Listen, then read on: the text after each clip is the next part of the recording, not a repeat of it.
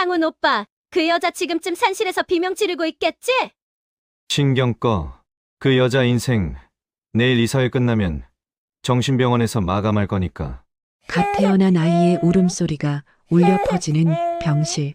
지아는 남편의 외투 안에서 진동하는 휴대폰 속 불륜 영상을 목격하고야 맙니다. 자신이 친동생처럼 아꼈던 후배와 남편이 호텔 침대 위에서 제 파멸을 건배하며 비웃는 소리. 가장 축복받아야 할 순간에 지옥의 밑바닥을 본 여자는 결심합니다.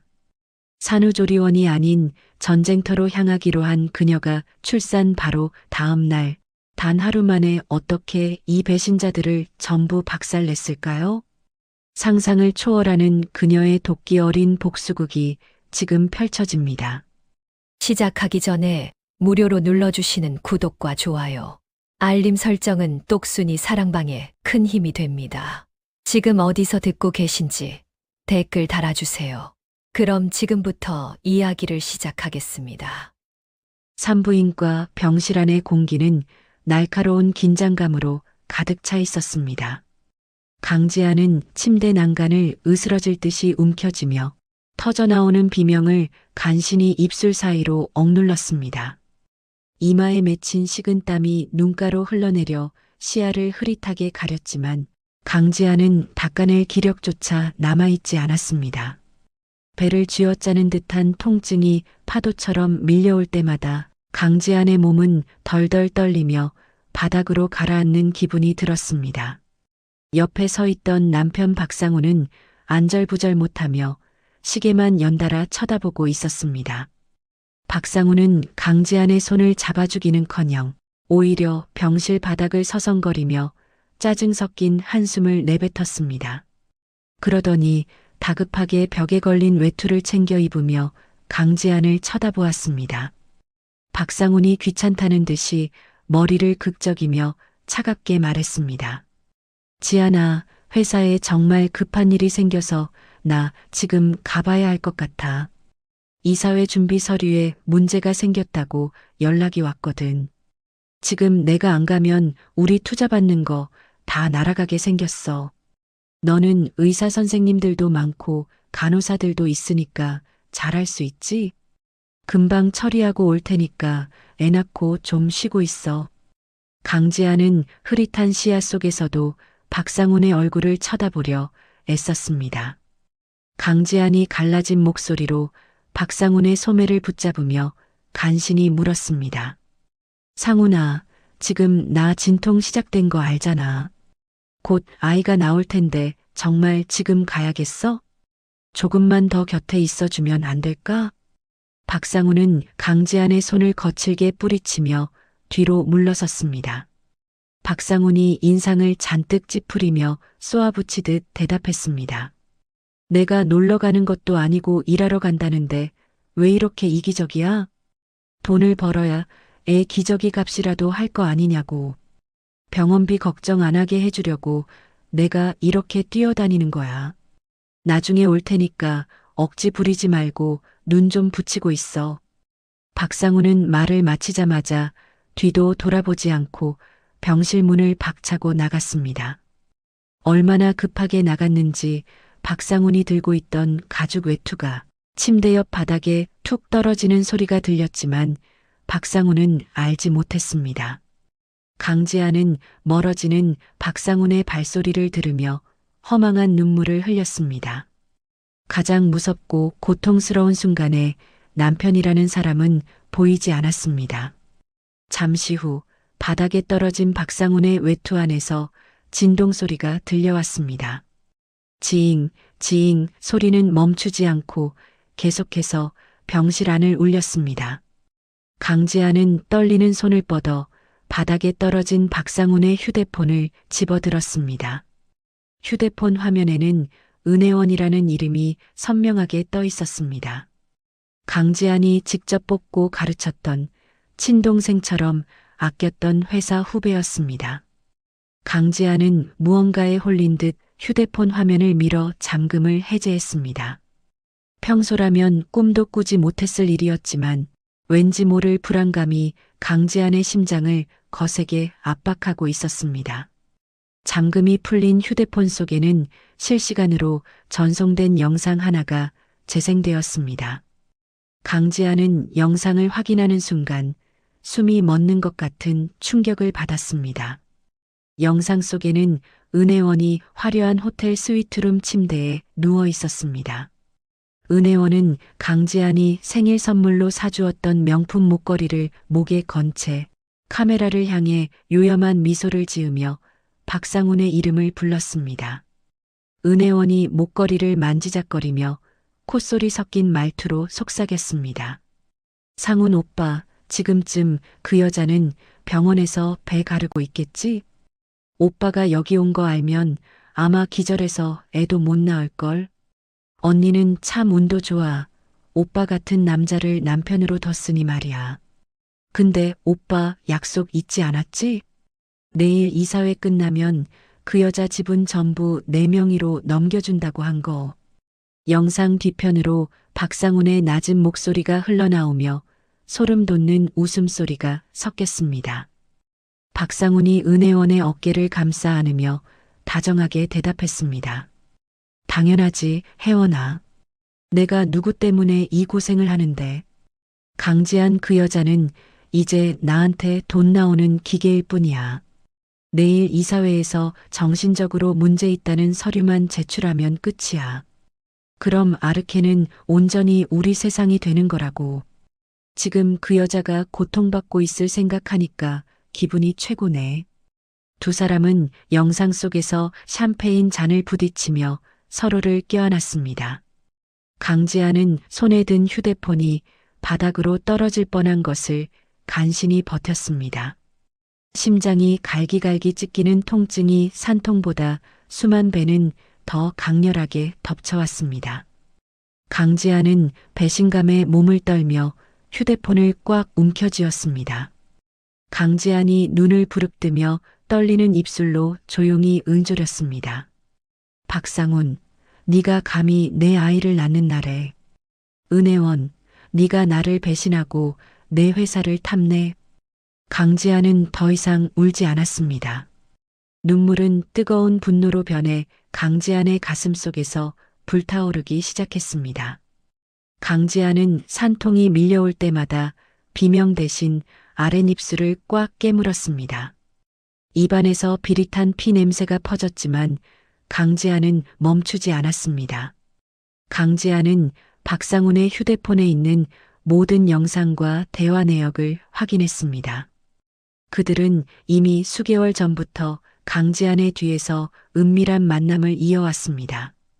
강지안의 회사 자금을 야금야금 빼돌려 은혜원의 아파트를 사고 강지안이 임신으로 자리를 비운 사이 경영권을 뺏을 모의를 마친 상태였습니다. 강지안은 차가운 손가락을 움직여 휴대폰의 모든 데이터를 백업했습니다. 강지안은 자신의 개인 보안 클라우드 계정에 증거들을 차례차례 업로드했습니다. 영상이 전송된 시간, 박상훈의 위치 정보, 공모한 대화 내용들까지 단 하나도 놓치지 않고 강지안은 차곡차곡 복수의 칼날을 갈았습니다. 데이터 전송이 완료된 것을 확인한 강지안은 휴대폰을 원래대로 돌려놓았습니다.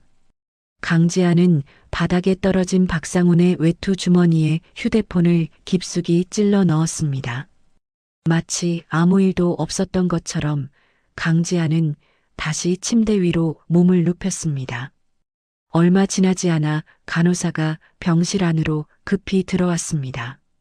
간호사가 강지안의 상태를 살피며 놀란 목소리로 소리쳤습니다. 산모님, 지금 자궁문이 다 열렸어요.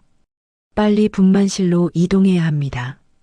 보호자분은 어디 가셨어요? 강지아는 간호사의 물음에 대답하지 않고 그저 천장만을 노려보았습니다.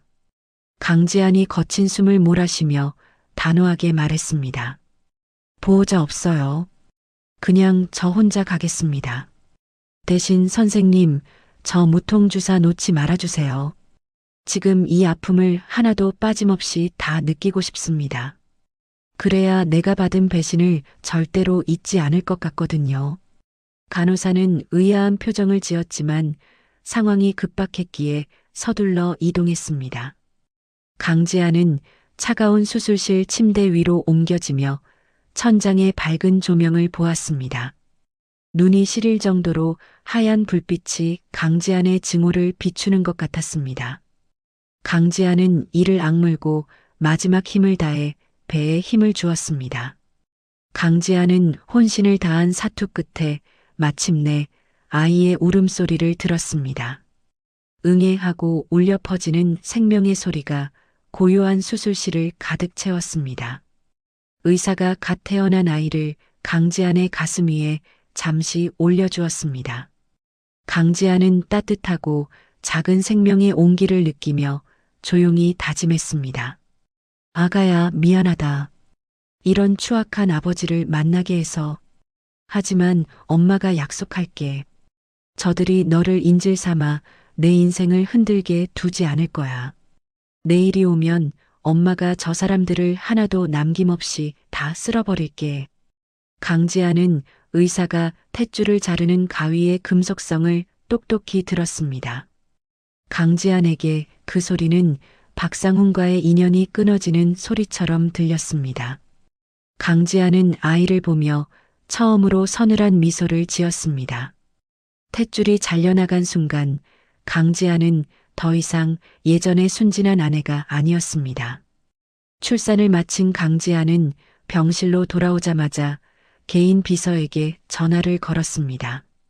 강지안이 낮고 차가운 목소리로 비서에게 지시했습니다.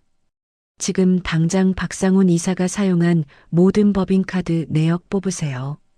그리고 지난 6개월 동안 회사 연구개발비 집행 내역 전부 대조하세요. 은혜원 명의로 된 부동산이 있는지 조사하고 내일 아침까지 보고하세요. 이 일은 우리 둘만 알아야 합니다. 알겠습니까? 비서의 대답을 들은 강지아는 전화를 끊고 노트북을 펼쳤습니다. 산후조리가 시급하다는 의사의 경고는 강지안에게 들리지 않았습니다. 강지안은 실시간으로 올라오는 조사 자료들을 하나씩 확인했습니다. 박상훈은 생각보다 훨씬 더 대담하게 회사의 돈을 빼돌리고 있었습니다. 강지안은 그가 조작한 이중 장부의 원본 파일이 숨겨진 서버 위치를 찾아냈습니다. 강지안은 화면을 응시하며 손가락을 빠르게 움직여 데이터를 확보했습니다. 복수에는 눈물보다 차가운 숫자가 더 필요하다는 것을 지안은 알고 있었습니다. 한참을 작업에 몰두하던 중 병실 문이 조용히 열렸습니다. 박상훈이 들어오며 가식적인 걱정이 가득한 얼굴로 다가왔습니다. 박상훈이 침대 곁에 앉으며 지안의 손을 잡으려 했습니다. 박상훈이 미안한 척 연기를 하며 다정하게 말했습니다. 지안아, 정말 미안해. 회의가 생각보다 길어져서 이제야 왔어. 우리 아기 건강하게 잘 태어났지? 고생 많았어. 내가 옆에 있어줬어야 하는데 정말 면목이 없다. 강지아는 박상훈의 손길이 닿자 소름이 끼쳐 손을 슬쩍 뺐습니다. 강지아는 아무것도 모르는 척 힘없는 목소리로 대답했습니다. 아이는 건강해. 당신 닮아서 아주 예쁘더라고. 회사 일은 잘 마무리됐어? 중요한 회의라고 했잖아. 박상훈은 지안의 반응이 평소와 같다고 생각했는지 안심한 듯 웃었습니다. 박상훈이 지안의 머리를 쓰다듬으며 뻔뻔하게 말했습니다. 응, 아주 잘 끝났어. 내일 이사회만 잘 넘기면 우리 이제 대박이야. 당신은 이제 아무 걱정하지 말고 여기서 푹 쉬기만 해. 내가 다 알아서 처리할 테니까 당신은 몸조리 잘해야지. 강지아는 박상훈의 그 웃음 뒤에 숨겨진 칼날을 보고 있었습니다. 강지아는 노트북 화면을 닫으며 침대 밑에 숨겨둔 서류 뭉치를 떠올렸습니다.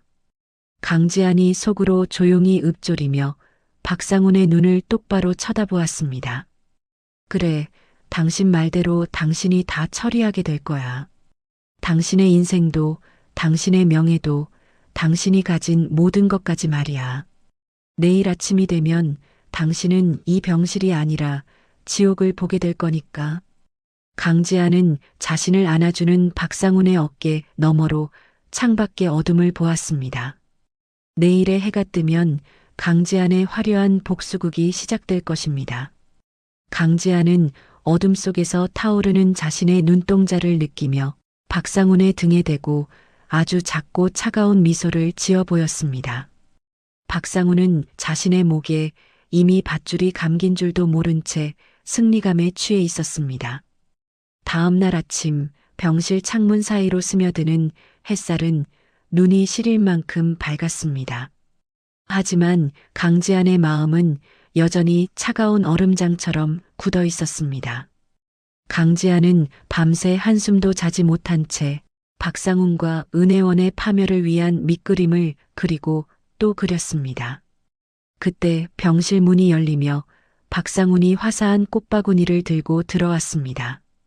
박상훈은 간밤의 미래는 전혀 없었던 일인 것처럼 세상에서 가장 다정한 남편의 표정을 지으며 강지안에게 다가왔습니다. 박상훈이 꽃바구니를 탁자 위에 놓으며 부드럽게 말했습니다. 지안아, 몸은 좀 어때? 밤새 걱정돼서 잠도 제대로 못 잤어. 당신 조리원 예약 말이야. 내가 정말 공기 좋고 한적한 곳으로 알아봤어. 강원도 깊은 산속에 있는 곳인데 외부인 출입도 안 되고 정말 조용하대. 당신 몸 회복하려면 그런 곳에서 한두 달은 푹 쉬어야 해. 강지아는 박상훈이 내민 조리원 팜플렛을 훑어보았습니다. 그곳은 은혜원의 고향집에서 차로 10분도 걸리지 않는 외딴 곳이었습니다. 박상훈은 강지안을 세상과 격리해 두고 그 사이에 회사를 완전히 집어삼킬 속셈이 분명했습니다. 강지안이 팜플렛을 옆으로 밀어두며 무심하게 대답했습니다. 당신이 날 생각해서 이렇게까지 알아봐 주니 정말 고맙네. 그런데 거긴 너무 멀지 않아? 회사 일도 걱정되고 아기도 있는데. 조금 더 생각해보고 결정할게. 당신도 출근해야지. 박상훈은 강지안의 반응이 미지근하자 눈살을 찌푸렸습니다. 박상훈이 넥타이를 고쳐 매며 짜증 섞인 목소리로 덧붙였습니다. 내가 다 당신 생각해서 하는 말인데 왜 그렇게 고집을 피워? 회사 일은 걱정하지 말라니까. 내가 이사회랑 잘 상의해서 처리할게. 당신은 그저 내 말 믿고 푹 쉬기만 하면 되는 거야. 박상훈은 서둘러 병실을 나갔고 강지아는 즉시 노트북을 펼쳤습니다. 강지아는 박상훈의 노트북에 미리 심어두었던 미러링 프로그램을 작동시켰습니다. 화면이 밝아지며 박상훈과 은혜원이 주고받는 실시간 대화창이 나타났습니다. 은혜원이 보낸 메시지는 차마 입에 담지 못할 만큼 악독했습니다. 은혜원이 보낸 메시지에는 그 여편네 조리원에 처박아 두면 끝이야라고 적혀 있었습니다. 박상훈은 이에 동조하며 내일 이사회에서 정신병 전력까지 들먹이면 완벽해라고 답했습니다. 강지아는 화면을 빤히 응시하며 입술을 꽉 깨물었습니다. 은혜원은 박상훈을 부추겨 강지안의 대표이사 회의만을 통과시키려 하고 있었습니다. 강지안은 그들의 대화 내용을 하나하나 캡처하여 증거 폴더에 저장했습니다. 그때 강지안의 휴대폰으로 비서의 메시지가 도착했습니다. 박상훈이 지난 3년간 비자금을 세탁해온 비밀 장부의 위치가 확인된 것입니다. 강지안은 떨리는 손가락으로 장부를 열어 실체를 확인했습니다. 박상훈은 연구개발비라는 명목으로 수십억 원의 공금을 빼돌리고 있었습니다. 강지안은 이 결정적인 증거를 검찰청에 있는 오랜 지인에게 전송했습니다. 강지안이 비서에게 전화를 걸어 낮게 은조리듯 지시했습니다. 장부 원본 확보했으니까 바로 넘기세요. 그리고 은혜원이 회사 비품실에서 가져간 물건들도 다 체크하세요. 하나도 남김없이 다 털어낼 거니까 꼼꼼하게 하세요. 전화를 끊고 얼마 지나지 않아 병실 문이 거칠게 열렸습니다. 박상훈의 모친이자 강지안의 시어머니가 요란한 소리를 내며 들어왔습니다. 시어머니는 축하의 말은커녕 침대 끝을 발로 툭 차며 지안을 쏘아보았습니다. 시어머니가 금팔찌를 짤랑거리며 뻔뻔하게 소리쳤습니다. 야, 너 아주 팔자가 늘어졌구나. 우리 상훈이가 밤낮 없이 고생해서 애 낳게 해줬으면 고마운 줄 알아야지. 애 낳느라 고생했다고 상훈이가 그러길래 내가 왔다. 근데 너 이번에 아들 낳았다며? 그럼 도리는 해야지. 우리 아들 명의로 건물 하나 내놓기로 한 거 지금 당장 도장 찍어라. 강지아는 가슴 밑바닥에서 치미는 분노를 억누르며 시어머니를 보았습니다. 시어머니는 아들이 횡령하는 사실을 알면서도 부추겨온 사람이었습니다. 강지안이 침착하게 목소리를 가다듬으며 시어머니에게 말했습니다. 어머니, 지금 건물이 문제인가요? 상훈 씨가 회사 돈 건드린 것 때문에 검찰에서 연락이 왔어요. 이거 잘못되면 상훈 씨 감옥 갈 수도 있다는데 어머니는 아세요? 어머니가 상훈 씨한테 돈 해달라고 하셔서 이렇게 된 거 아니에요? 시어머니는 깜짝 놀라며 얼굴이 하얗게 질려 손을 떨었습니다. 시어머니가 당황해서 휴대폰을 꺼내 박상훈에게 전화를 걸었습니다. 강지아는 미리 켜둔 녹음기의 버튼을 살며시 눌렀습니다. 시어머니가 아들의 전화를 받자마자 고함을 지르며 말했습니다. 상훈아, 너 이게 무슨 일이냐? 지안이가 그러는데 너 회사 돈 쓴 거 들통났다며? 아니, 네가 그 돈 빼서 나한테 준 거랑 혜원이 아파트 사준 거 그거 지안이가 다 알면 어쩌려고 일을 이 지경으로 만들었어. 빨리 어떻게 좀 해봐라. 나 무서워서 살 수가 없다. 박상훈이 전화기 너머로 소리를 지르며 어머니를 말리는 소리가 들렸습니다. 하지만 이미 늦었습니다. 시어머니는 스스로 범죄 공모 사실을 실토했습니다. 강지아는 녹음된 파일을 확인하며 시어머니에게 싸늘하게 미소 지었습니다. 시어머니는 그제야 자신이 실수했다는 것을 깨닫고 입을 틀어막았습니다.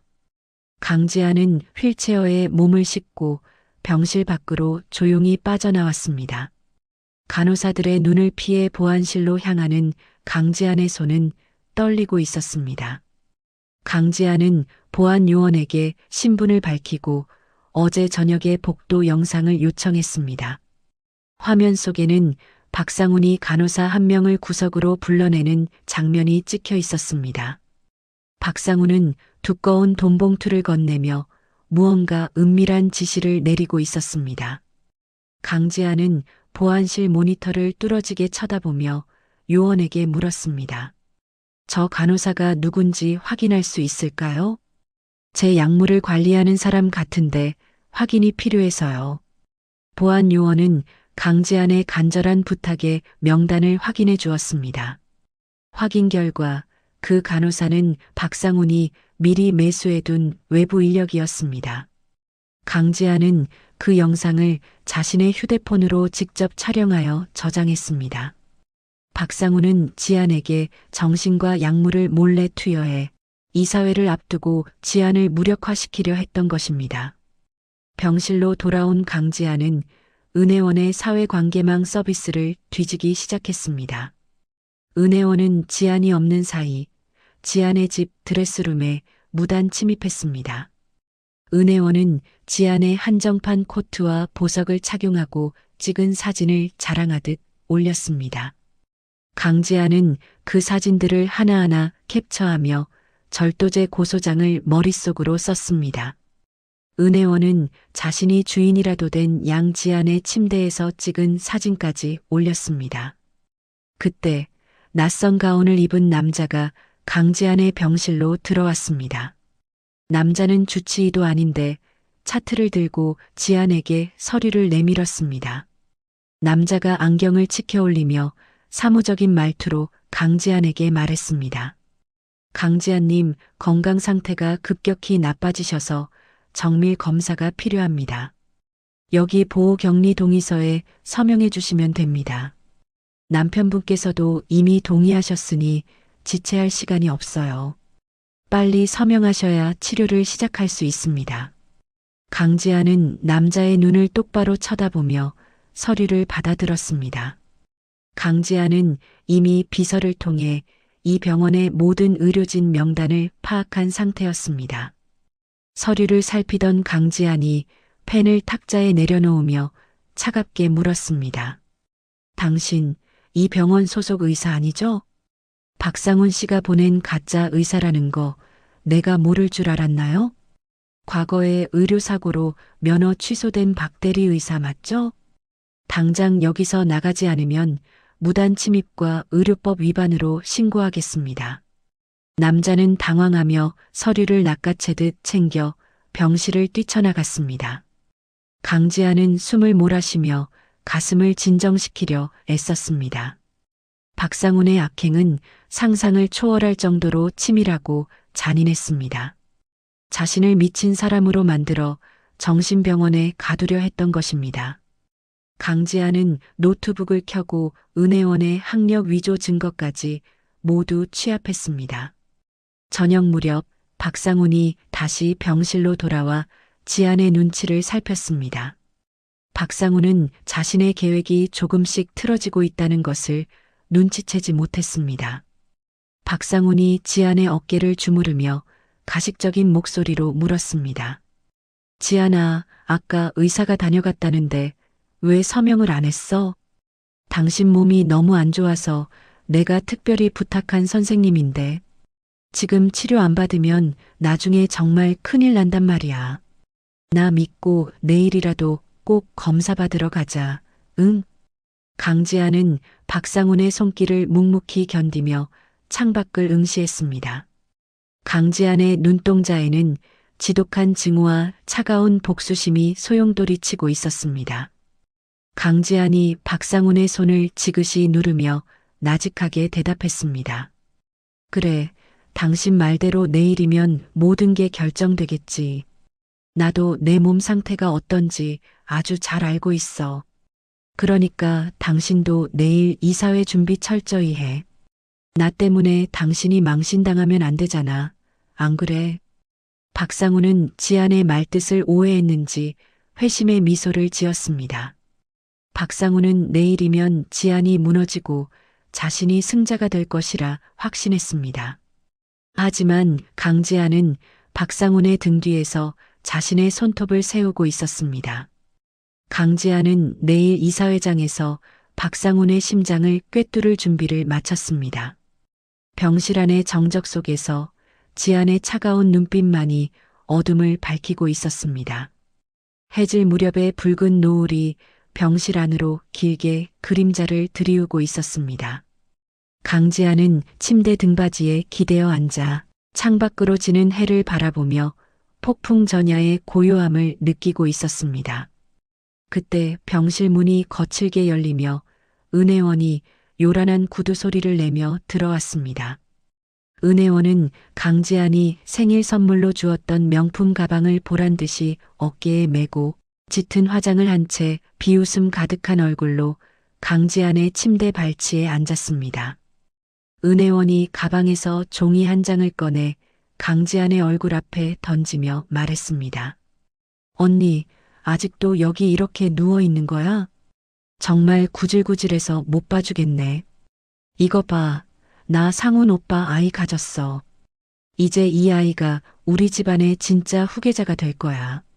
그러니까 언니는 이제 그만 상훈 오빠 놔주고 조용히 물러나지 그래. 강지안은 은혜원이 던진 초음파 사진을 천천히 집어들었습니다. 강지안은 사진 속의 날짜와 일련 번호를 뚫어지게 쳐다보았습니다. 은혜원은 강지안이 충격을 받았을 것이라 확신하며 다리를 꼬고 앉아 승리자의 미소를 지어 보였습니다. 강지안은 사진을 침대 옆 탁자에 내려놓으며 차가운 목소리로 대답했습니다. 혜원아, 너는 어쩜 이렇게 하나부터 열까지 가짜니? 이 사진 3년 전 어느 블로거가 올린 임신 일기에서 도용된 거잖아. 날짜만 살짝 고치면 내가 속을 줄 알았니? 너는 네가 똑똑하다고 생각하겠지만 내 눈에는 그저 발악하는 삼류 배우로밖에 안 보여. 은혜원의 얼굴이 순식간에 사색으로 변하며 입술이 파르르 떨렸습니다. 은혜원은 당황한 기색을 감추려는 듯 자리에서 벌떡 일어나 소리를 질렀습니다. 무슨 헛소리야. 이게 어떻게 가짜야. 언니가 지금 제정신이 아니라서 헛것이 보이는 모양인데 상훈 오빠는 이미 마음 정했어.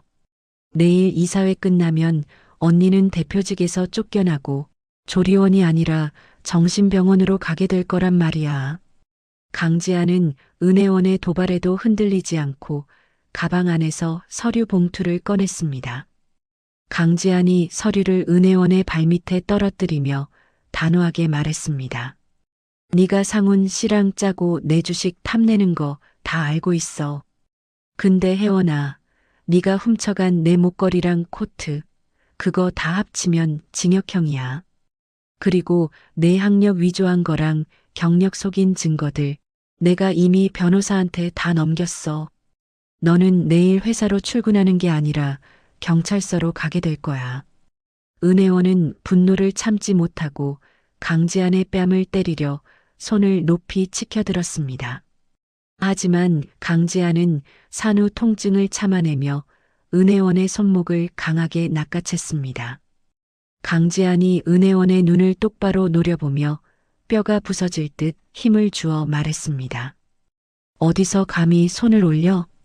내가 너를 친동생처럼 아껴서 여기까지 키워줬는데 돌아온 게 이런 배신이라니 정말 가증스럽다.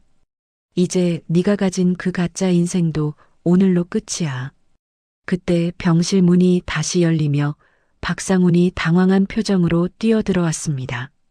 박상훈은 은혜원의 손목을 잡고 있는 강지안을 보자마자 오히려 은혜원을 감싸 안으며 강지안을 밀쳐냈습니다. 박상훈이 강지안을 향해 삿대질을 하며 분노 섞인 목소리로 외쳤습니다. 강지안, 너 지금 뭐 하는 짓이야? 몸도 성치 않은 사람이 왜 애먼 사람을 잡고 그래? 혜원이가 임신해서 몸도 약한데 만약 잘못되면 네가 책임질 거야? 너 정말 산후 우울증이 심각하구나. 도저히 안 되겠다. 박상훈의 뒤로 하얀 가운을 입은 남자들이 우르르 병실로 들이닥쳤습니다. 그들은 어제 강지안이 쫓아냈던 그 가짜 의사와 사설 구급대원들이었습니다. 박상훈은 강지안의 침대 옆으로 다가와 차갑게 식은 눈으로 강지안을 내려다보았습니다. 박상훈이 주변 사람들에게 신호를 보내며 단호하게 말했습니다. 이 사람이 지금 정신이 온전치 못해서 자해 위험이 있습니다. 빨리 진정시키고 준비한 병원으로 옮겨주세요. 아내의 건강을 위해서 어쩔 수 없는 선택이니까 서두르세요. 강지아는 자신을 결박하려는 사설 구급대원들의 손길에 저항했습니다. 강지안이 박상훈의 얼굴을 노려보며 마지막 힘을 다해 소리쳤습니다. 박상훈, 당신 지금 무슨 짓을 하려는 거야? 내가 멀쩡히 살아있고 정신도 멀쩡한데 감히 나를 가둬? 저 사람들 다 당신이 돈으로 매수한 가짜들이잖아. 당장 이거 놓지 못해. 경찰 불러. 박상훈은 강지안의 외침을 비웃듯 강지안의 손에서 휴대폰을 강제로 뺏어버렸습니다. 박상훈은 휴대폰을 바닥에 던져 구둣발로 지지기며 잔인하게 웃었습니다. 박상훈이 강지안의 귀에 입술을 바짝 대고 낮게 은조렸습니다. 경찰? 누가 당신 말을 믿어줄 것 같아? 이미 의사소견서랑 모든 서류는 다 준비됐어. 당신은 이제 세상에서 사라지는 거야. 아, 걱정하지 마. 당신 아이는 내 어머니가 아주 잘 돌봐주실 거니까. 물론 당신이 순순히 재산 포기 각서에 지장을 찍는다는 전제하에 말이야. 강지아는 아이라는 말에 심장이 덜컥 내려앉는 기분이 들었습니다. 강지아는 신생아실에 홀로 있을 아이의 얼굴이 떠올라 몸서리를 쳤습니다. 박상우는 품 안에서 미리 준비한 재산 포기 각서를 꺼내 강지안 앞에 들이밀었습니다. 박상훈이 펜을 강지안의 손에 쥐어주며 협박하듯 말했습니다. 지금 당장 여기 사인해. 그러면 아이는 건드리지 않고 조용히 조리원으로 보내줄게. 하지만 끝까지 버티면 그 아이가 어떻게 될지는 나도 장담 못해. 내 어머니 성격 알지? 마음에 안 들면 무슨 짓이든 하시는 분이잖아. 병실 밖 복도에서는 시어머니의 날카로운 목소리가 들려오고 있었습니다. 시어머니는 신생아실 앞에서 간호사들과 실랑이를 벌이며 아이를 강제로 퇴원시키겠다고 소란을 피우고 있었습니다. 강지아는 박상훈과 시어머니의 잔인한 공모에 치가 떨려 몸을 가누지 못했습니다. 강지아는 눈을 감고 필사적으로 머리를 굴렸습니다. 지금 이대로 당할 수는 없었습니다. 강지아는 펜을 쥔 손을 떨며 박상훈을 향해 굴복하는 척 연기를 시작했습니다. 강지안이 눈물을 흘리며 애원하는 목소리로 말했습니다. 알았어, 상훈아. 내가 다 할게. 재산이고 회사고 당신 다 가져도 좋으니까 제발 우리 아이는 건드리지 마. 각서에 사인할 테니까 저 사람들 좀 내보내줘. 나 너무 무섭고 숨이 안 쉬어져서 그래. 제발 부탁이야. 박상우는 강지안이 완전히 무너졌다고 생각했는지 만족스러운 미소를 지었습니다. 박상훈이 주변 사람들에게 잠시 물러나 있으라고 손짓하며 강지안의 곁에서 각서를 바짝 당겨주었습니다. 은혜원 역시 승리감에 도취하여 거울을 보며 화장을 고치고 있었습니다. 강지안은 펜을 들어 각서 위로 손을 가져갔습니다. 하지만 강지안의 시선은 병실 문 밑의 틈을 향하고 있었습니다. 그때 병실 문 너머로 묵직한 발소리가 들리더니 쾅 하는 소리와 함께 문이 부서질 듯 열렸습니다.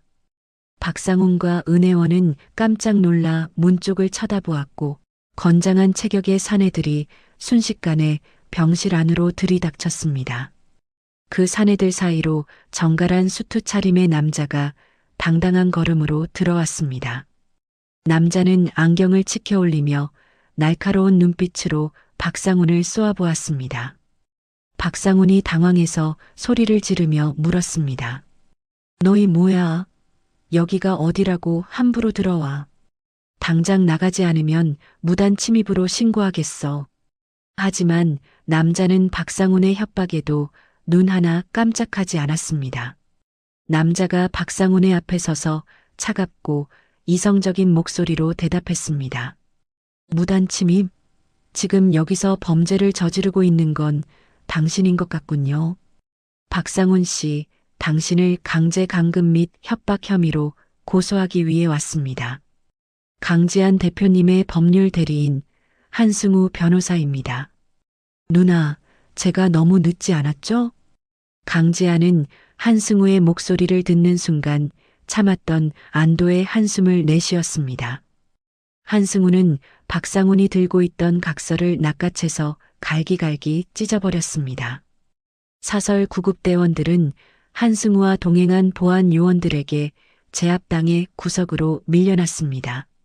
한승우가 강지안의 침대 옆으로 다가와 강지안의 어깨를 감싸쥐었습니다. 강지안은 한승우의 손을 잡으며 떨리는 목소리로 부탁했습니다. 승우야, 우리 아기. 신생아실에 내 시어머니가 있어. 빨리 아기부터 지켜줘. 제발 부탁해. 한승우는 고개를 끄덕이며 무전기를 향해 누군가에게 짧게 지시했습니다.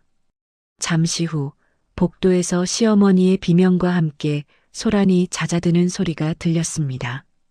한승우가 강지안을 안심시키듯 부드럽지만 단호하게 말했습니다. 걱정 마세요, 누나. 아기는 이미 저희 경호팀이 안전하게 확보해서 보호하고 있습니다. 이제부터는 제가 저 인간들을 어떻게 법적으로 난도질하는지 지켜보시면 됩니다. 박상훈 씨, 당신이 저지른 짓에 대한 대가는 아주 가혹할 겁니다. 병실 안의 공기는 한순간에 뒤바뀌어 박상훈과 은혜원을 압박하기 시작했습니다. 강지아는 한승우의 부축을 받으며 허리를 꼿꼿이 세우고 박상훈을 보았습니다. 강지안의 눈에는 더 이상 공포가 아닌 상대를 완전히 파멸시키겠다는 차가운 결의만이 가득 차 있었습니다. 박상훈은 사색이 되어 뒷걸음질 쳤지만 이미 병실 문은 굳게 닫혀 있었습니다. 병실 안의 공기는 한순간에 얼어붙은 듯 정적만이 감돌았습니다. 한승우는 박상훈을 향해 한 걸음 더 다가서며 품 안에서 서류 뭉치를 꺼내어 탁자 위에 거칠게 내려놓았습니다. 박상훈은 예상치 못한 인물의 등장에 당황한 듯 뒷걸음질을 치며 삿대질을 멈추지 않았습니다. 박상훈이 떨리는 목소리로 소리를 질렀습니다. 한승우, 네가 여긴 어떻게 알고 온 거야? 강지안의 변호사면 조용히 사무실에나 있을 것이지 무단으로 병실까지 침입해서 행패를 부려. 당장 나가지 않으면 너도 공범으로 신고하겠어.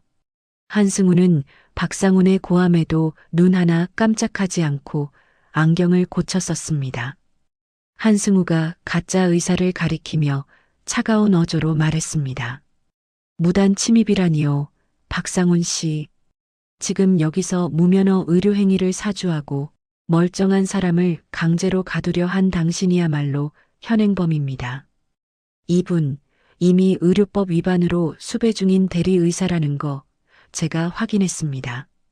방금 경찰의 위치 제보까지 마쳤으니 곧 이곳으로 공권력이 들이닥칠 겁니다.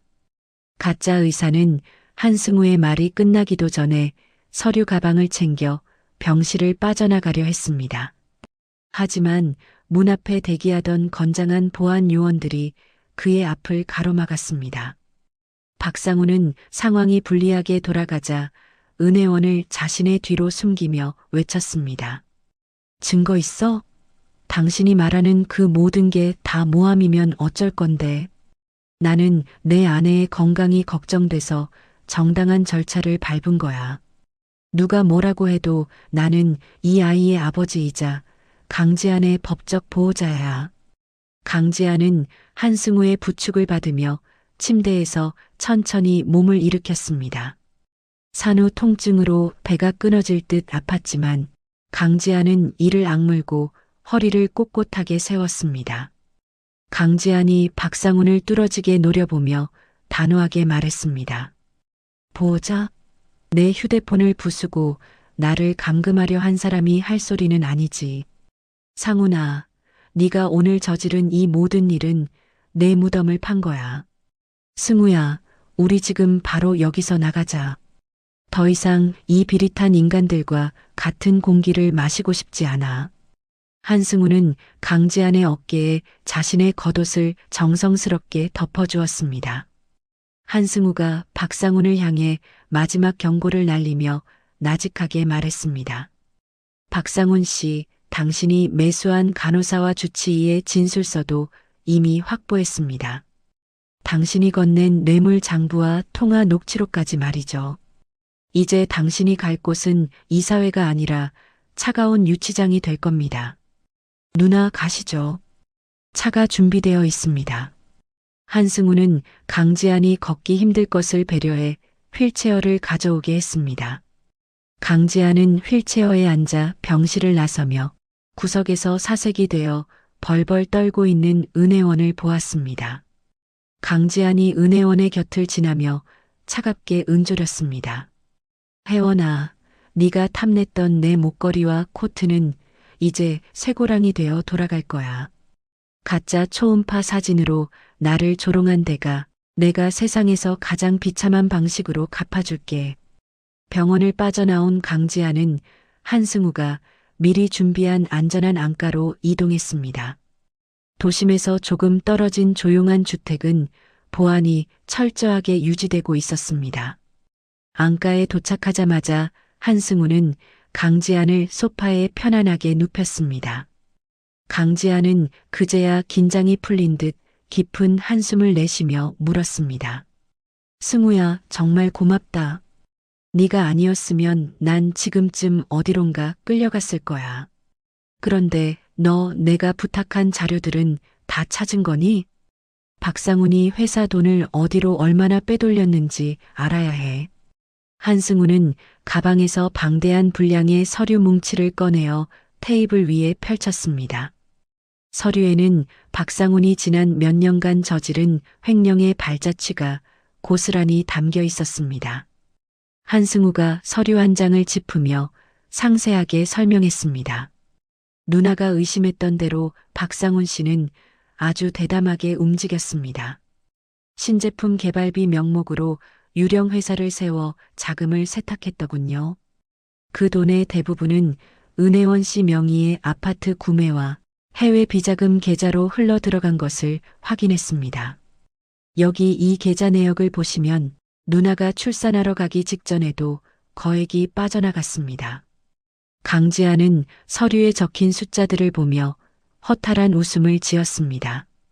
자신이 잠 한숨 못 자고 일하며 키워온 회사가 가장 믿었던 남편의 도박 자금과 불륜 자금으로 쓰였다는 사실이 믿기지 않았습니다.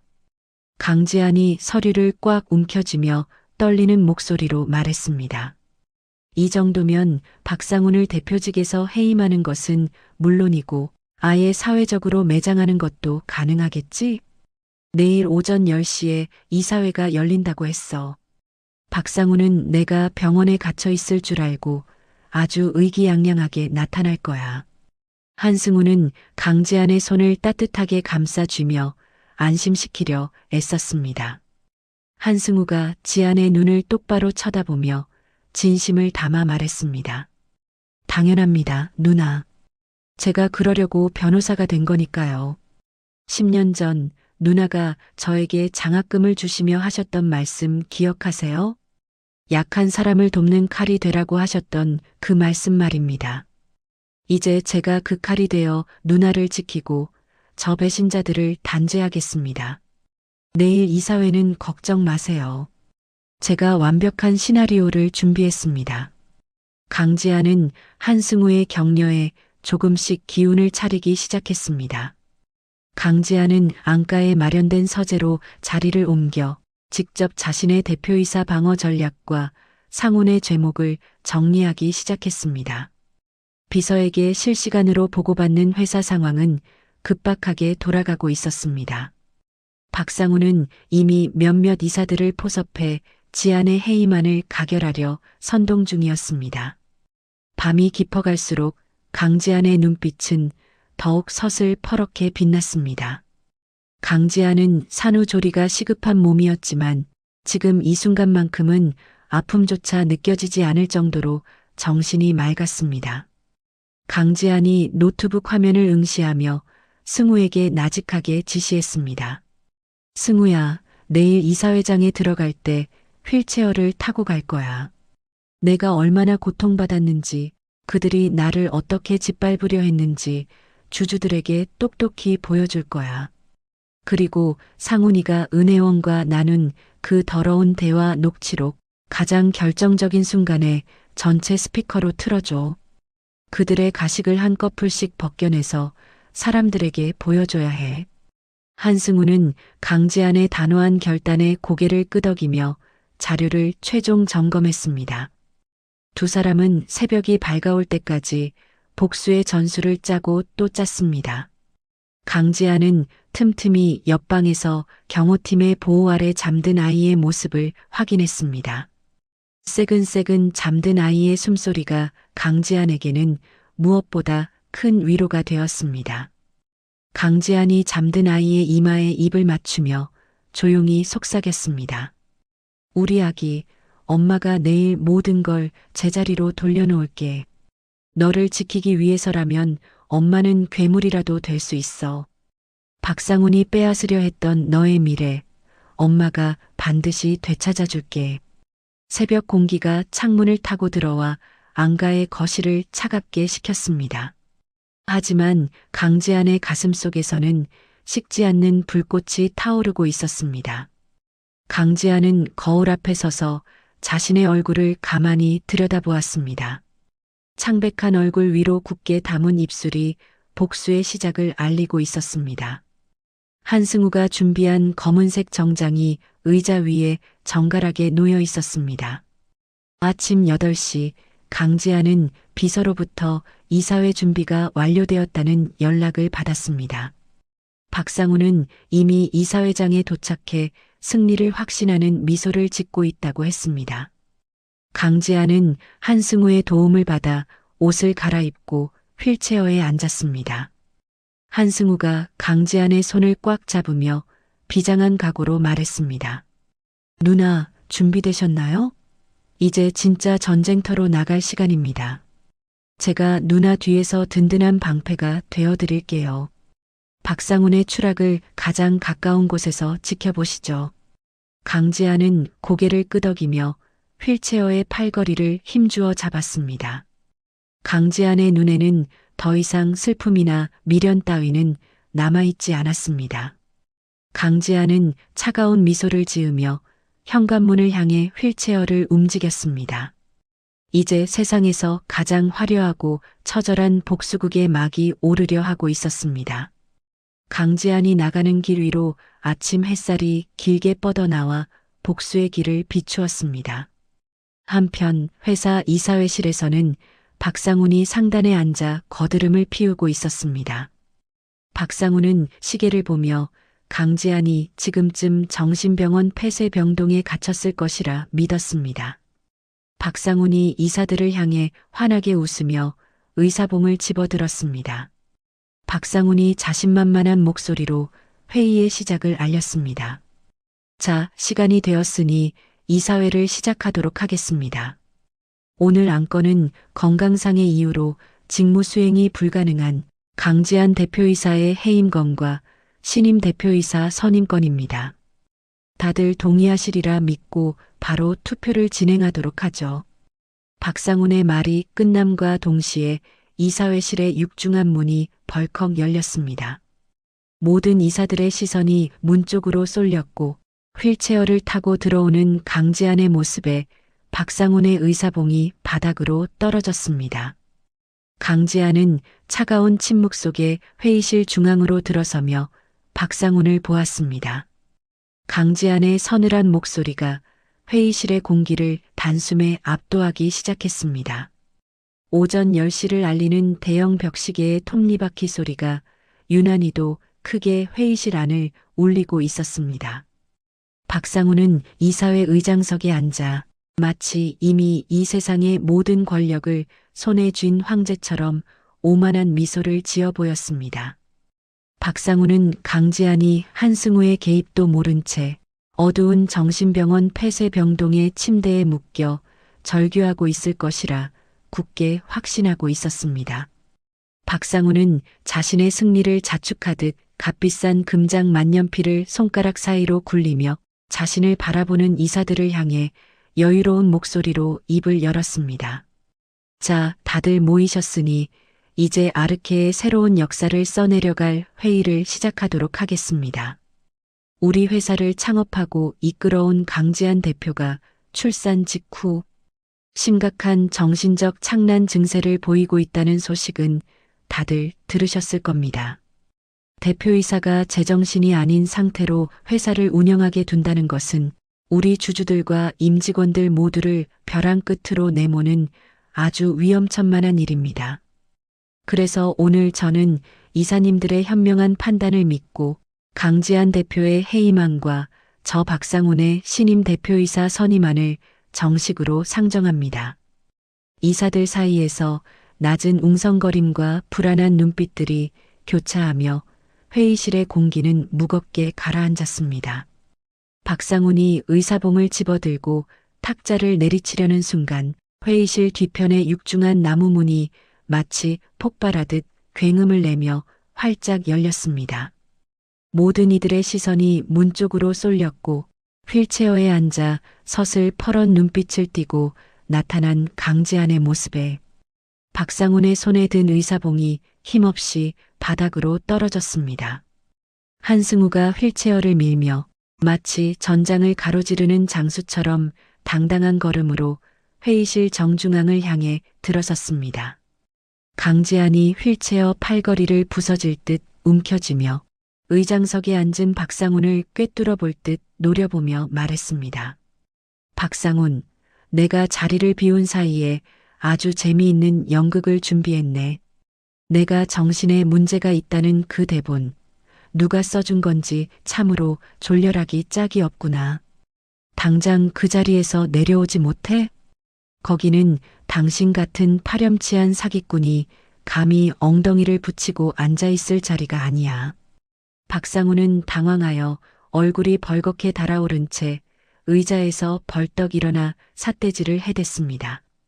박상훈이 쉰 목소리로 악을 쓰며 회의실이 떠나가라 외쳤습니다. 강지한, 당신이 어떻게 여기에 온 거야? 당신 지금 절대 안정이 필요한 환자라고 의사가 분명히 말했단 말이야. 이사님들, 이 여자가 지금 정신병적인 증세를 보여서 병원을 탈출해 여기까지 온 겁니다. 당신들 뭐하고 있어? 당장 보안 요원들 불러서 이 미친 여자를 밖으로 끌어내지 않고. 하지만 한승우가 앞을 가로막으며 서류 가방에서 서늘한 빛을 띠는 고소장 뭉치를 꺼내어 테이블 위에 던졌습니다. 한승우가 이사들을 하나하나 쳐다보며 얼음장처럼 차가운 목소리로 단호하게 말했습니다. 보안 요원을 불러서 끌려나가야 할 사람은 강지한 대표님이 아니라 바로 박상훈, 당신입니다. 저는 강지한 대표님의 법률 대리인으로서 박상훈의 상급 횡령과 배임, 그리고 강제 감금 모의에 대한 고소장을 제출합니다. 당신이 그동안 회사의 피 같은 연구개발비를 어떤 구멍으로 빼돌려 불륜녀의 뒷바라지를 했는지 그 추악하고 더러운 증거들을 지금 이 자리에서 이사님들께 낱낱이 공개하겠습니다.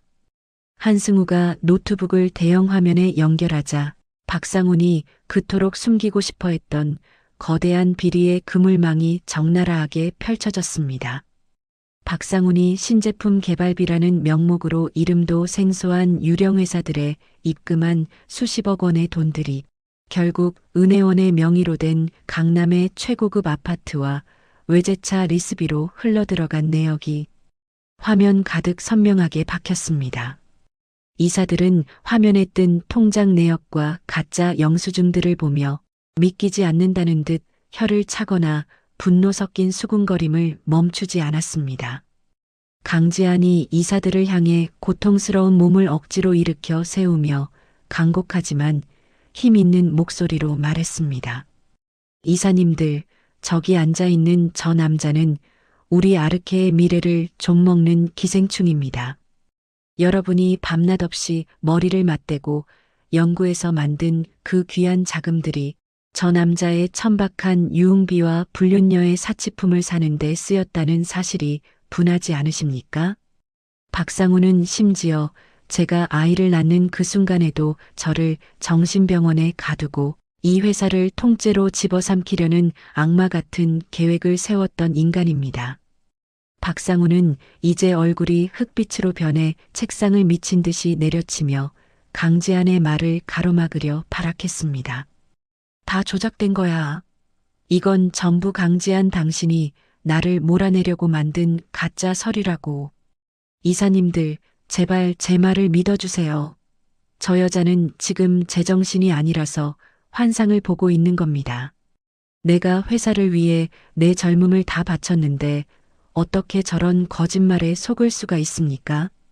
그때 한승우가 회의실 천장에 달린 전체 스피커의 볼륨을 터질 듯이 높였습니다. 스피커에서는 박상훈과 은혜원이 어젯밤 호텔에서 나눈 소름 끼치는 대화 녹취록이 울려 퍼졌습니다. 강지한을 미친 여자로 만들어 평생 햇빛도 못 보게 가두고 지분을 다 뺏어버리자며 키득거리며 웃는 박상훈의 육성이 회의실 구석구석을 칼날처럼 파고들었습니다. 박상훈은 자신의 비열한 목소리가 회의실 가득 진동하자 마치 누군가에게 뒤통수를 세게 얻어맞은 듯 다리에 힘이 풀려 의자에 털썩 주저앉았습니다. 녹취록의 마지막 음성이 끝나자 회의실 안은 숨소리조차 들리지 않는 차가운 침묵이 흘렀습니다. 가장 보수적이고 박상훈을 지지했던 원로 이사 한 명이 안경을 벗어닦으며 박상훈을 벌레 보듯 경멸 어린 눈으로 쳐다보았습니다. 이사가 떨리는 손으로 의사봉을 집어들며 장례를 가라앉히는 무거운 어조로 선언했습니다. 더 이상 들을 필요도 볼 필요도 없는 명백한 범죄 현장이군요. 박상훈 이사의 모든 직위를 이 시간부로 박탈하고 이사회에서 영구히 제명할 것을 안건으로 올립니다. 또한 박상훈의 공범인 은혜원 사원의 영구 제명과 즉각적인 형사 고발건도 만장일치로 통과시키겠습니다. 강지한 대표님, 그 몸을 이끌고 여기까지 오시느라 정말 고생 많으셨고 면목이 없습니다. 이사들이 너도 나도 찬성표를 던지며 박상훈을 향해 비난을 쏟아내자 박상훈은 정신이 나간 사람처럼 입술을 달들 떨며 멍하니 허공만 바라보았습니다. 그때 회의실 문이 다시 한번 열리며 짙은 남색 정장을 입은 검찰 수사관들이 들이닥쳤습니다. 한승우가 수사관들에게 박상훈을 손가락으로 가리키며 차갑고 이성적인 목소리로 말했습니다. 박상훈, 특정경제범죄 가중처벌법상 횡령 및 감금교사 혐의로 체포영장이 발부되었습니다. 당신이 은혜원에게 선물하며 온갖 생색을 냈던 그 강남 아파트 말입니다. 오늘 오전 10시를 기해 법원의 압류 조치가 완료되었으니 이제 당신과 그 여자는 오늘 밤부터 길바닥에 나앉게 될 겁니다. 자, 이제 당신이 갈 곳은 이 화려한 회의실이 아니라 차디찬 유치장 창살 뒤입니다.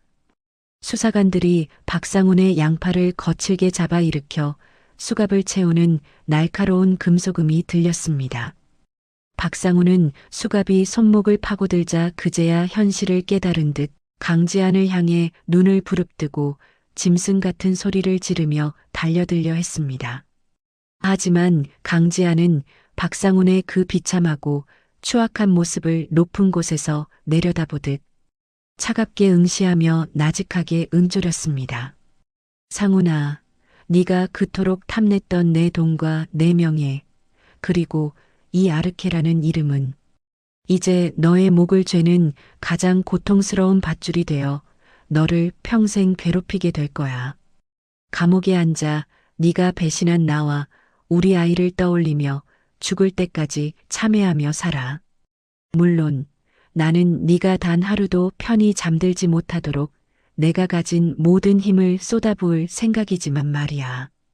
박상훈이 수사관들에게 질질 끌려나간 후 강지한은 한승우의 부축을 받아 자신의 사무실로 천천히 향했습니다. 회사 로비에서는 은혜원이 미리 대기하던 보안 요원들에게 붙잡혀 비명을 지르고 있었습니다. 은혜원은 강지한의 얼굴을 보자마자 마치 미친 사람처럼 달려들어 저주를 퍼붓고 싶어 했지만 강지한의 비서가 은혜원의 뺨을 고개가 돌아갈 정도로 세차게 내리치며 단숨에 제압해버렸습니다. 강지한은 바닥에 고꾸라진 은혜원을 투명 인간 취급하며 단 한마디의 욕설조차 아깝다는 듯 도도하게 그 옆을 지나쳐 엘리베이터에 올랐습니다. 자신의 사무실로 돌아온 강지한은 책상 위에 놓인 무거운 대표이사 명패를 물끄러미 바라보았습니다. 박상훈이 주인인 양 빗둘게 놓아두었던 명패를 강지한은 손을 뻗어 아주 정중앙에 올바르게 고쳐놓았습니다. 그동안 박상훈의 편에 서서 강지한을 무시하고 비웃었던 팀장들과 직원들이 사무실 밖 복도에서 고개를 땅에 처박은 채 사시나무 떨듯 떨고 있는 광경이 유리창 너머로 보였습니다. 강지한이 비서에게 한치의 망설임도 없는 서늘하고 단호한 목소리로 마지막 명령을 내렸습니다. 박상훈과 한통속이 되어 회사의 정보를 팔아넘긴 첩자들 리스트. 지금 바로 해고 통지서 인쇄하세요. 우리 아르케는 이제 더 이상 썩은 살점을 붙이고 갈 시간이 없습니다. 오늘 오후를 기점으로 전체 부서의 인적 쇄신을 단행할 테니 조금이라도 박상훈에게 빌붙었던 인간들은 자기 발로 짐 싸서 나가라고 하세요. 한승우가 강지한에게 다가가 붉은 장미 백송이가 담긴 화려한 꽃다발을 강지한의 품에 안겨주었습니다. 한승우가 강지한의 어깨를 가볍게 토닥이며 그 어느 때보다 따뜻하고 다정한 목소리로 말했습니다. 누나, 정말 대단하셨습니다. 산후조리도 못한 그 몸으로 직접 적진에 뛰어들어 적들을 몰살시키셨잖아요. 이제 이 회사에서 누나를 위협할 사람은 아무도 없으니 잠시만이라도 무거운 짐을 내려놓으세요. 남은 법적 소송과 박상훈의 형량 조절 문제는 제가 세상에서 가장 잔인한 변호사가 되어 처리하겠습니다. 누나는 이제 예전처럼 다시 빛나는 태양으로 돌아오시기만 하면 됩니다.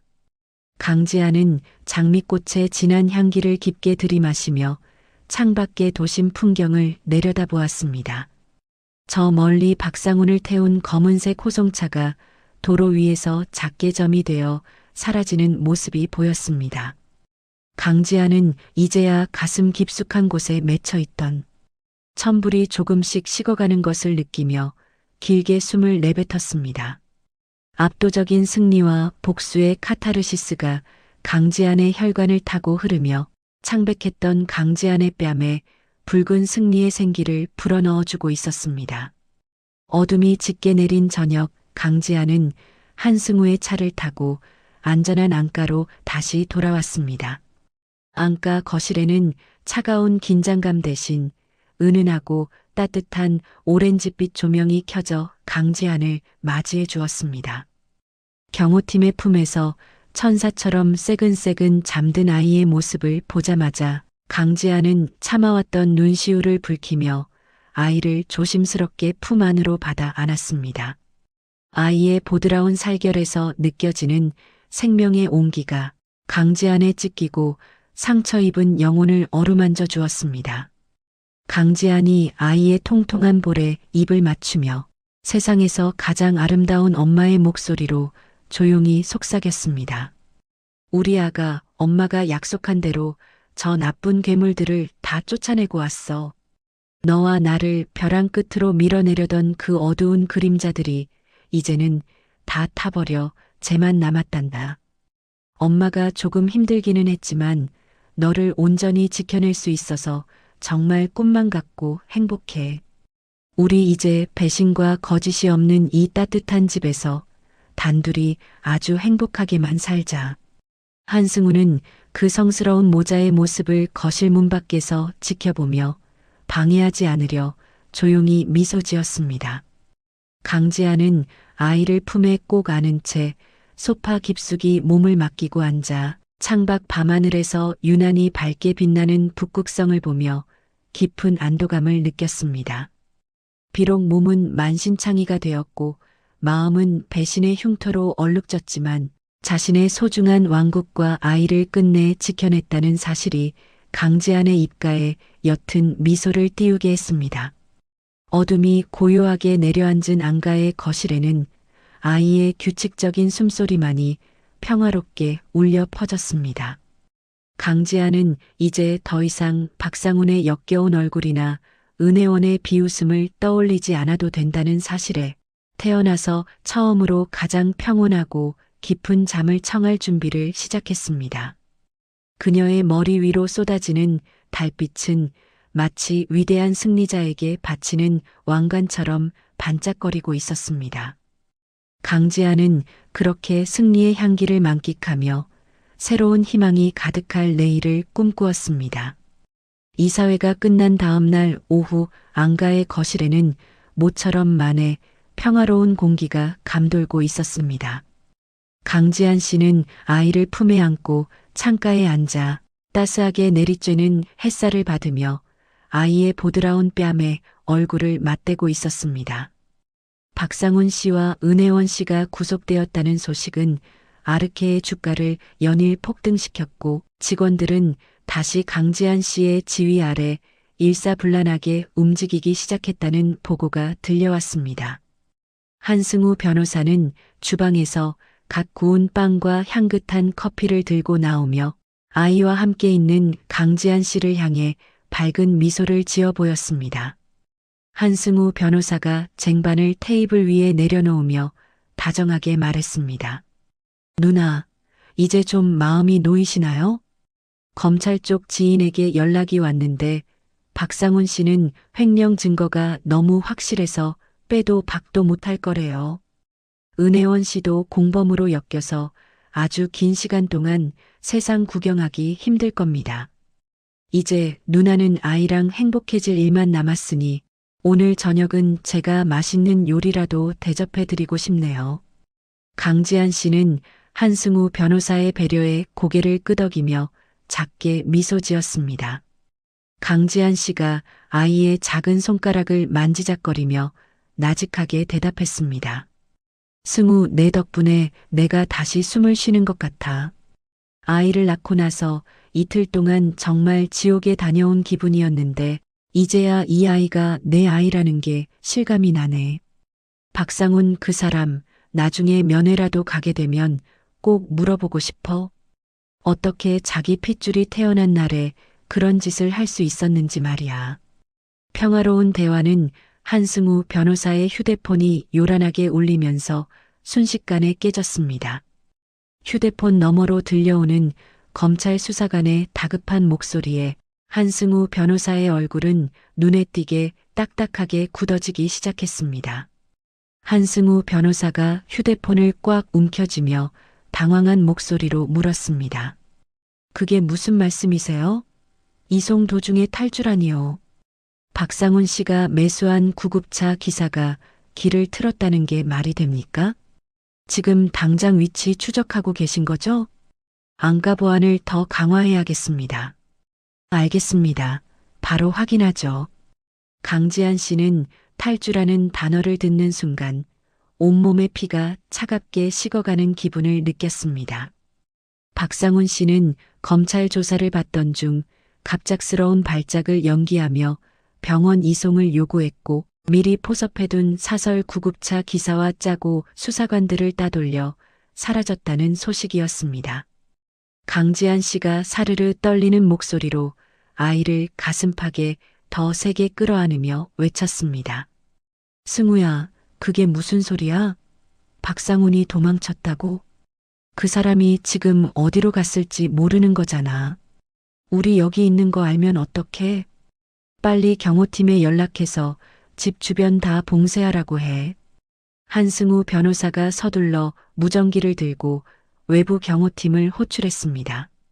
하지만 밖에서 들려와야 할 경호팀의 대답 대신 치직거리는 잡음과 함께 기괴한 침묵만이 무전기를 타고 흘러나왔습니다. 그때 안방 쪽에서 무언가 깨지는 날카로운 소리가 들렸고 강지한 씨는 본능적으로 소리가 난 쪽을 향해 몸을 돌렸습니다. 안방 문을 열고 나타난 사람은 검은 모자를 깊게 눌러 쓴 박상훈 씨였습니다. 박상훈 씨는 미리 침입해 있었던 듯 지안의 시어머니와 함께 광기 어린 눈을 하고 지안을 노려보고 있었습니다. 박상훈 씨가 품 안에서 날카로운 칼을 꺼내 보이며 짐승처럼 으르렁거렸습니다. 강지안, 네가 감히 나를 유치장에 쳐넣어? 내가 이대로 무너질 줄 알았어? 내 인생 망친 데가 오늘 아주 톡톡히 치르게 해주마. 어머니, 빨리 그 애 데려오세요. 이 여자가 더 발악하기 전에. 시어머니가 비명을 지르는 지안의 품에서 아이를 강제로 뺏으려 달려들었습니다. 강지한 씨는 산후 통증으로 몸이 제대로 움직이지 않는 와중에도 아이를 필사적으로 방어했습니다. 한승우 변호사가 박상훈 씨를 제압하기 위해 달려들었지만 미리 잠복해 있던 상훈의 일당들이 거실로 들이닥쳐 한승우 변호사를 바닥으로 찍어 눌렀습니다. 시어머니가 지안의 머리채를 잡아당기며 아이의 포대기를 낚아채듯 뺏어갔습니다. 아이의 자지러지는 울음소리가 거실 가득 울려 퍼지자 강지한 씨는 무릎을 꿇고 울부짖었습니다. 강지한 씨가 시어머니의 바짓가랑이를 붙잡으며 애원하듯 소리쳤습니다. 어머니, 제발요. 아이는 아무 죄 없잖아요. 상훈 씨, 내가 다 잘못했어. 고소도 취하하고 지분도 다 줄게. 그러니까 제발 우리 아기는 돌려줘. 제발. 박상훈 씨는 울부짖는 지안의 얼굴을 구둣발로 밀쳐내며 비열하게 웃었습니다. 박상훈 씨가 아이를 품에 안은 시어머니를 데리고 현관문으로 향하며 차갑게 의조렸습니다. 집은 당연히 다 내놔야지. 하지만 지금은 아니야. 네가 가진 모든 것을 내 손으로 직접 찢어버려야 내 분이 풀릴 것 같거든. 아이를 찾고 싶으면 경찰에 신고할 생각은 꿈도 꾸지 마. 내가 알려주는 장소로 지분양도 각서들고 혼자서 와. 만약 뒤에 누구라도 붙이면 이 아이는 그날로 내 인생에서 영원히 사라질 줄 알아. 박상훈 씨와 일당들이 폭풍처럼 안가를 빠져나갔고 뒤늦게 정신을 차린 경호팀이 거실로 들어왔을 때는 이미 아이의 울음소리가 멀어진 뒤였습니다. 강지한 씨는 비어버린 아이의 요람을 붙잡고 가슴을 치며 통곡했습니다. 한승우 변호사는 입가에 흐르는 피를 닦아내며 박상훈 씨가 던지고 간 협박 편지에 적힌 주소를 확인했습니다. 그 시각 박상훈 씨는 은혜원 씨가 미리 마련해둔 외곽의 폐공장 부근 비밀 아지트에 도착했습니다. 은혜원 씨는 지안의 아이를 보자마자 증오가 가득 찬 눈빛으로 유모차를 걷어찼습니다. 은혜원 씨가 머리를 산발한 채 미친 사람처럼 깔깔거리며 박상훈 씨에게 말했습니다. 오빠, 이 아기 보니까 강지한 그 여자 얼굴이 생각나서 정말 토할 것 같아. 이 아기만 없으면 오빠랑 나랑 다시 시작할 수 있는 거 맞지? 강지한이 오면 돈부터 다 뺏고 이 아기는 그냥 저 밑으로 던져버리자. 그래야 그 여자가 평생 피눈물을 흘리며 살 거 아니야. 박상훈 씨는 은혜원 씨의 광기 어린 제안에 반대하기는커녕 아이를 난간 끝에 위태롭게 세워두며 지안에게 전화를 걸었습니다. 전화기 너머로 들려오는 아이의 울음소리에 강지한 씨는 심장이 마비되는 고통을 느꼈습니다. 박상훈 씨가 수화기에 대고 악마 같은 목소리로 명령했습니다. 들리냐, 강지한? 내 금쪽 같은 자식 숨 넘어가는 소리. 지금 당장 내가 부른 곳으로 와. 네가 만든 그 잘난 아르케 지분 전부 포기한다는 도장 찍어서 들고 오라고. 시간은 딱 1시간 준다. 1분이라도 늦으면 내 자식은 내 손을 떠나서 땅바닥으로 곤두박질 칠 거야. 강지한 씨는 한승우 변호사의 만류에도 불구하고 비틀거리며 자리에서 일어났습니다. 강지한 씨는 아직 아물지 않은 수술 자국이 터져 옷 위로 핏물이 배어 나왔지만 아기를 살려야 한다는 일념 하나로 운전대를 잡으려 했습니다. 강지한 씨가 눈물 범벅이 된 얼굴로 한승우 변호사를 쳐다보며 단호하게 말했습니다. 승우야, 이건 내 싸움이야. 내가 가야 해. 박상우는 지금 제정신이 아니야. 내가 안 가면 정말 우리 아기한테 무슨 짓을 할지 몰라. 너는 뒤에서 경찰들이랑 협력해서 위치 파악하고 있어. 나는 죽어도 좋으니까 제발 우리 아기만 살려줘. 강지한 씨는 빗방울이 떨어지기 시작한 어두운 밤거리를 미친 듯이 질주했습니다. 차창 밖으로 보이는 세상이 온통 핏빛으로 물든 것 같은 착각이 들었습니다. 폐공장에 도착하자 옥상 난간 끝에서 유모차를 잡고 있는 박상훈 씨의 실루엣이 보였습니다. 시어머니는 그 옆에서 지안이 가져올 돈 가방을 상상하며 탐욕스러운 미소를 짓고 있었습니다. 강지한 씨가 차에서 내려 비틀거리며 옥상으로 뛰어 올라갔습니다. 숨이 턱끝까지 차오르고 배에서는 타는 듯한 통증이 느껴졌지만 강지한 씨는 멈출 수 없었습니다. 옥상 문을 열자마자 강풍에 아이의 울음소리가 흩날렸고 은혜원 씨가 공장 입구에 휘발유를 뿌리며 라이터를 들고 지안을 맞이했습니다. 은혜원 씨가 지안을 향해 라이터를 흔들며 날카로운 목소리로 외쳤습니다. 어서 와, 언니. 생각보다 빨리 왔네. 근데 어쩌지? 오빠가 마음이 바뀌어서 돈만 받고 언니랑 애는 여기서 태워 죽이기로 했거든. 저 밑에 불길이 치솟으면 얼마나 아름다울까? 언니가 공들여 만든 인생이 제가 되는 모습을 내가 똑똑히 지켜봐 줄게. 강지한 씨는 눈앞에 펼쳐진 생지옥 같은 광경에 털썩 주저앉았습니다.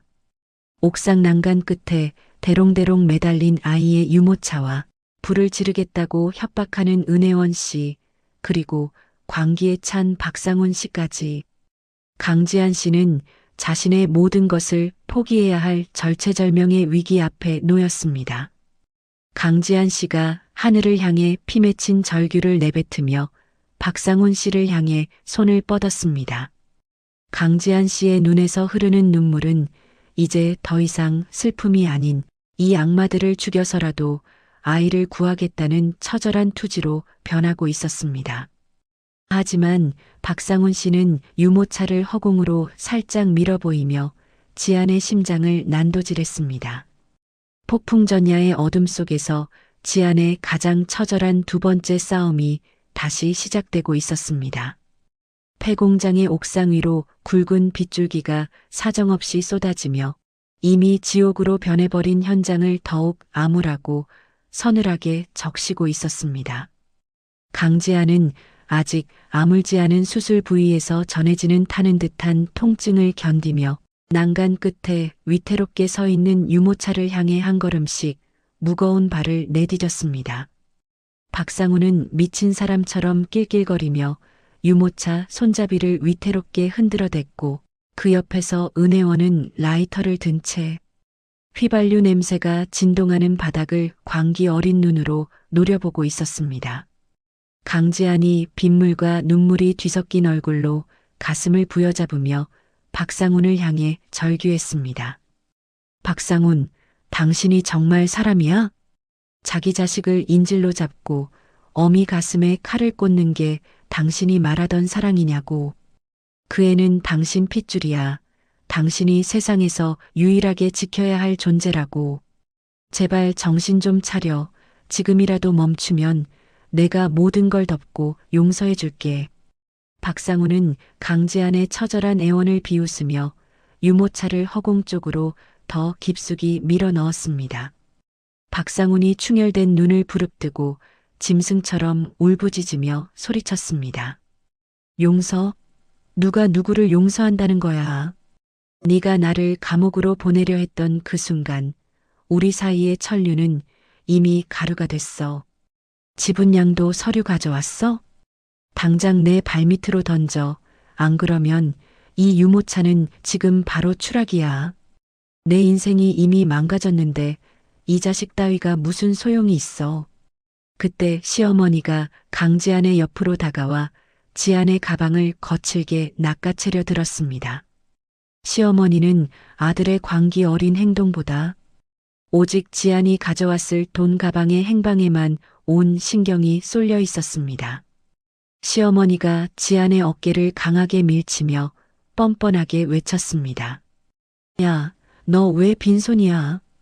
서류랑 인감 다 가져오라고 했잖아. 우리 상훈이가 이렇게 된 거 다 네가 독하게 굴어서 그런 거니까 빨리 돈 내놓고 이 일 마무리해라. 너 때문에 우리 아들 전과자 되게 생겼는데 그깟 애가 문제냐? 강지아는 자신을 탓하는 시어머니의 말에 헛웃음을 터뜨리고 말았습니다. 인간의 탈을 쓰고 어떻게 저토록 추악할 수 있는지 경악할 따름이었습니다. 강지아는 거친 숨을 몰아쉬며 품 안에서 서류 뭉치를 꺼내 허공에 흔들었습니다. 그때 강지안의 귀에 꽂힌 초소형 이어폰에서 한승우의 다급하지만 차분한 목소리가 들려왔습니다. 누나, 조금만 더 시간을 끄세요. 드론이 박상훈의 머리 위로 접근하고 있습니다. 마취 가스가 살포되는 순간 제가 신호를 보낼 테니 뒤도 돌아보지 말고 아이에게 뛰세요.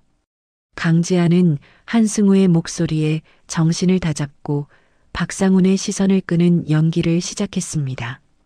강지안이 서류 한 장을 찢어 빗속으로 날려보내며 처절한 목소리로 소리쳤습니다. 상훈아 봐. 이게 네가 그토록 원하던 지분량도 서류야. 내가 여기 지장까지 다 찍어왔어. 너 이거 가지면 다시 회장님 소리 들으면서 호강하며 살 수 있잖아. 그러니까 제발 아기만 돌려줘. 내가 무릎이라도 꿇고 빌게. 박상훈은 빗물에 젖어 흩날리는 서류 종이를 보며 탐욕스럽게 눈동자를 번득였습니다. 박상훈이 유모차 손잡이를 잡은 손에 힘을 빼고 서류를 줍기 위해 몸을 숙인 그 찰나 머리 위에서 소리 없이 접근한 특수 드론이 강력한 마취 가스를 박상훈의 얼굴에 정면으로 분사했습니다. 박상훈이 비명을 지르며 중심을 잃고 비틀거리는 순간 강지아는 산후 통증도 잊은 채 빗물 고인 바닥을 박차고 아이를 향해 몸을 날렸습니다. 안 돼. 내 아기. 강지아는 난간 밖으로 미끄러져 내려가던 유모차의 바퀴를 필사적으로 낚아챘습니다. 동시에 매복해 있던 특수 경호팀이 옥상으로 들이닥쳐 은혜원의 팔을 꺾어 제압했습니다. 은혜원은 라이터를 바닥에 떨어뜨리며 발악을 했지만 이미 경찰들이 은혜원의 입을 막고 수갑을 채운 뒤였습니다. 강지아는 유모차 안에서 자지러지게 울음을 터뜨린 아이를 품에 안고 옥상 바닥에 주저앉았습니다. 아기의 따뜻한 숨결이 지안의 젖은 가슴에 닿자 강지아는 참았던 통곡을 쏟아냈습니다. 한승우가 옥상으로 뛰어 올라와 지안의 젖은 어깨를 감싸 안으며 다독였습니다. 한승우가 안도의 한숨을 내쉬며 나직하고 단호하게 말했습니다. 누나, 이제 정말 다 끝났습니다. 아기는 무사해요. 누나가 정말 잘 버티셨습니다. 이제 저 인간들이 지은 죄에 대해 세상에서 가장 무거운 대가를 치르게 할 겁니다. 제가 약속드릴게요. 정신을 차린 박상훈은 경찰들에게 끌려가면서도 강지안을 향해 입에 담지 못할 욕설을 퍼부었습니다. 하지만 한승우는 박상훈의 면전에 대고 어젯밤 안가에 설치했던 녹음기 하나를 재생했습니다. 녹음기에서는 박상훈과 은혜원이 납치 직전 나눈 충격적인 대화가 흘러나왔습니다. 돈만 받으면 애는 산속에 버리든 죽이든 상관없어라고 속삭이는 박상훈의 음성이었습니다. 현장에 있던 수사관들이 그 녹취를 듣고 표정을 험악하게 굳히며 박상훈의 뒤통수를 거칠게 내리눌렀습니다. 시어머니 역시 아들의 범죄를 방조하고 적극적으로 도운 혐의로 수갑이 채워졌습니다. 시어머니는 경찰차에 타지 않으려 바닥을 구르며 강지안을 향해 비굴하게 악을 썼습니다. 지안아, 내가 잘못했다. 우리 상훈이만 살려주면 내가 평생 내 종노릇이라도 할게. 제발 고소만 취하해줘. 응? 우리가 천륜으로 맺어진 가족이잖니. 강지아는 아이의 귀를 가린 채 시어머니를 차갑고 경멸 어린 눈으로 내려다보며 일갈했습니다. 가족이요? 자기 손주를 옥상 난간에 매다는 악마가 어떻게 가족입니까? 어머니도 박상훈이랑 같이 감옥에서 평생 참회하며 사세요. 내가 가진 모든 돈과 인맥을 써서라도 당신들이 죽어서야 감옥에서 나올 수 있게 만들 테니까요. 다시는 내 아이 이름 부를 생각도 하지 마세요. 정말 역겨우니까. 사건 발생 3시간 후 강지아는 아이와 함께 인근 대학병원 응급실로 향했습니다. 다행히 아이는 가벼운 저체온증 외에는 큰 이상이 없다는 천만다행인 진단을 받았습니다. 강지아는 아이의 침대 곁을 지키며 한승우가 가져온 고소장 서류들을 꼼꼼히 검토했습니다. 박상훈과 은혜원 그리고 시어머니까지 모두 특수 납치 및 살인 미수 혐의가 추가되었습니다. 이제 그들은 사회적으로나 법적으로나 완벽하게 매장된 것이나 다름없는 처지가 되었습니다. 다음 날 오후 강지아는 구치소에 수감된 박상훈을 면회하기 위해 차가운 철창 앞으로 향했습니다. 박상훈은 단 하루 만에 몰라볼 정도로 초췌해진 모습으로 나타나 지안을 보자마자 유리창을 두드렸습니다. 박상훈이 비굴한 웃음을 지으며 지안에게 애걸복걸하기 시작했습니다. 지안아, 나 한 번만 살려줘. 나 정말 그때 제정신이 아니었어. 그 계집애 은혜원이 부추겨서 홧김에 그런 거야. 나 너 정말 사랑하는 거 알잖아. 우리 아기 아빠잖아. 너 나 감옥 보내면 나중에 아기한테 뭐라고 할 거야? 아빠가 범죄자라고 할 거야? 제발 한 번만 용서해줘. 강지아는 박상훈의 구차하고 역겨운 변명을 들으며 혐오 섞인 미소를 지었습니다. 강지안이 수화기를 들고 박상훈의 비겁한 눈을 똑바로 쳐다보며 조용히 말했습니다. 걱정 마, 박상훈. 내 아이에게 당신 존재는 처음부터 없었던 걸로 할 거야. 사고로 죽었다고 하든 아니면 태어날 때부터 없었다고 하든 당신 흔적은 다 지울 거야. 그리고 당신이 그토록 탐냈던 우리 회사 말이야. 어제 역대 최고 실적을 기록했어.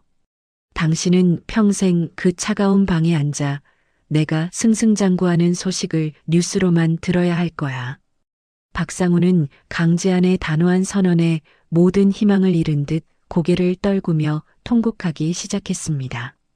강지안은 수화기를 차갑게 내려놓고 뒤도 돌아보지 않은 채 면회실을 빠져나왔습니다.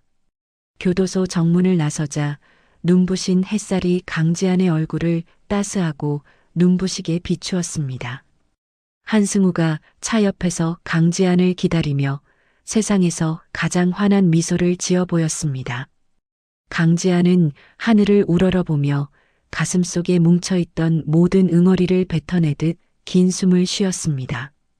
이제 더 이상 자신과 아이를 위협하는 추악한 그림자는 존재하지 않았습니다. 강지아는 한승우의 차에 올라타며 자신을 기다리고 있을 아이와 찬란한 미래만을 마음껏 그렸습니다. 배신으로 시작된 그 처절하고 피비린내 나는 사투는 아이를 지켜낸 위대한 모성애의 승리로 그렇게 완벽한 마침표를 찍고 있었습니다. 강지아는 차창 밖으로 평화롭게 흘러가는 풍경을 보며 입가에 부드러운 미소를 띄웠습니다. 가장 어둡고 고통스러웠던 출산의 날이 지나고 이제 비로소 강지안의 진짜 빛나는 인생이 시작되려 하고 있었습니다. 강지안은 무릎 위에 놓인 아이의 사진을 가만히 쓰다듬으며 다시는 슬픔의 눈물을 흘리지 않겠다고 스스로에게 굳게 약속했습니다. 강지안의 눈동자는 이제 그 어느 때보다 맑고 강인한 승리자의 빛으로 반짝이고 있었습니다. 모든 폭풍이 지나간 지 어느덧 3개월이라는 시간이 흘러 세상은 다시 평온한 일상을 되찾았습니다. 강지아는 이제 지팡이나 누군가의 부축 없이도 당당하게 자신의 다리로 서서 거울을 보았습니다. 출산 직후에 창백했던 안색은 사라지고 이제는 건강한 혈색과 함께 단단한 눈빛이 강지안의 얼굴을 채우고 있었습니다. 오늘은 박상훈과 은혜원 그리고 시어머니에 대한 최종 판결이 내려지는 날이라 법원 앞은 취재진과 구경꾼들로 이른 아침부터 인산인해를 이루고 있었습니다. 강지아는 한승우가 열어주는 차 문을 나서며 쏟아지는 플래시 세례 속에서도 고개를 숙이지 않았습니다. 법정 안의 공기는 무거웠지만 강지아는 오히려 가슴속이 시원하게 뚫리는 듯한 해방감을 느꼈습니다. 잠시 후 포승줄에 묶인 채 법정으로 들어오는 박상훈의 모습이 보이자 방청석이 술렁이기 시작했습니다. 박상훈은 예전에 그 깔끔하고 오만했던 모습은 온데간데 없이 때절은 수의를 입고 초점 없는 눈으로 바닥만 보며 비틀거리며 걸어왔습니다. 그 옆에 선 은혜원은 이미 정신이 나간 사람처럼 입술을 실룩거리며 멍한 표정을 짓고 있었습니다. 판사가 엄숙한 표정으로 판결문을 낭독하기 위해 안경을 고쳐 쓰자 법정 안은 숨소리조차 들리지 않았습니다. 피고인 박상우는 자신의 지위를 악용하여 회사의 공금을 조직적으로 횡령하였을 뿐만 아니라 자신의 핏줄인 아이를 인질 삼아 배우자를 협박하는 등 인륜을 저버린 중죄를 저질렀습니다. 이에 본 법정은 피고인 박상훈에게 징역 15년의 중형을 선고하는 바입니다. 또한 공범 은혜원에게는 징역 7년과 치료 감호를 명하며 범행을 적극적으로 도운 피고인 조 씨에게는 징역 3년을 선고합니다. 판결이 확정되는 순간 박상우는 바닥에 주저앉아 짐승 같은 소리를 내며 울부짖었습니다. 박상훈이 법정 경위들에게 끌려가지 않으려 발악을 하며 강지안을 향해 필사적으로 손을 뻗었습니다. 박상훈이 눈물 콧물이 범벅이 된 얼굴로 비굴하게 소리쳤습니다. 지안아, 내가 잘못했어. 15년이라니 나 여기서 나가면 50이 넘어. 우리 아기 아빠잖아. 제발 한 번만 자비를 베풀어 달란 말이야. 너 정말 독한 여자구나. 어떻게 나한테 이럴 수가 있어. 제발 나 좀 살려줘. 강지아는 소란을 피우며 끌려나가는 박상훈의 뒷모습을 보며 단 한 방울의 눈물도 흘리지 않았습니다. 강지아는 박상훈의 비명이 복도 끝으로 사라질 때까지 그 자리를 지키며 자신의 마음속에 남아있던 일말의 미련조차 깨끗이 씻어냈습니다. 은혜원 역시 교도관들에게 끌려가며 강지안을 향해 알 수 없는 저주를 퍼부었지만 강지안은 그들의 파멸을 마치 타인의 일을 보듯 담담하게 지켜보았습니다. 법원을 나서는 길에 강지안은 시어머니의 절규 섞인 외침을 뒤로하고 한승우를 보았습니다. 한승우가 강지안의 어깨를 가볍게 감싸 안으며 안도감이 섞인 따뜻한 목소리로 말했습니다. 누나, 정말 고생 많으셨습니다. 이제 진짜 모든 사슬이 끊어낸 기분이죠? 저 사람들이 지은 죄에 비하면 15년도 부족하지만 그래도 법이 줄 수 있는 최고의 단죄를 내렸으니 이제는 다 잊으세요. 제가 남은 재산 몰수 절차와 압류 자산 정리도 빈틈없이 마무리하겠습니다. 이제 누나는 아이와 함께 행복한 미래를 설계하는 일만 남았습니다. 강지안이 법원 앞에 푸른 하늘을 올려다보며 깊은 숨을 내뱉었습니다. 강지안이 한승우의 손을 꽉 잡으며 고마움이 가득 담긴 목소리로 대답했습니다. 승우야, 정말 고맙다. 네가 아니었으면 난 아마 그 옥상에서 무너졌을 거야. 내 아이를 지키기 위해 도끼를 품었던 그 시간들이 지금 생각해보면 나를 더 단단한 어머니로 만들어준 것 같아. 박상훈이 빼앗으려 했던 내 회사도 내 명예도 이제는 온전히 내 것이 됐어. 나 이제 절대 예전처럼 바보같이 속으며 살지 않을 거야. 강지아는 아르케의 대표이사 집무실로 돌아와 가장 먼저 회사의 체질 개선에 착수했습니다. 박상훈과 내통했던 간부들을 모조리 숙청한 자리에 자신을 믿고 끝까지 회사를 지켜준 젊고 유능한 인재들을 대거 등용했습니다. 또한 강지아는 자신의 사재 50억 원을 출연하여 강지안 어머니 재단을 설립했습니다. 홀로 아이를 키우며 사회적 편견과 싸우는 여성들에게 법률 지원과 경제적 자립을 돕기 위함이었습니다. 재단 설립 소식은 연일 뉴스에 보도되었고 강지아는 사회적으로 존경받는 여성 리더로 우뚝 섰습니다. 어느덧 시간이 흘러 강지안의 아이가 첫 번째 생일을 맞이하는 날이 되었습니다.